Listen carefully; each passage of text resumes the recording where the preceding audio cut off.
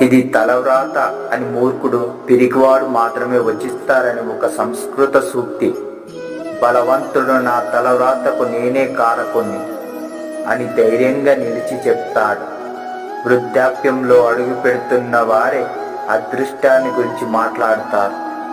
మన వర్తమాన స్థితి పూర్వకర్మల ఫలితమైతే మనకు భవిష్యత్తులో కలిగే స్థితి ప్రస్తుత కర్మల ఫలితంగా పొందవచ్చునని నిశ్చితమవుతున్నది.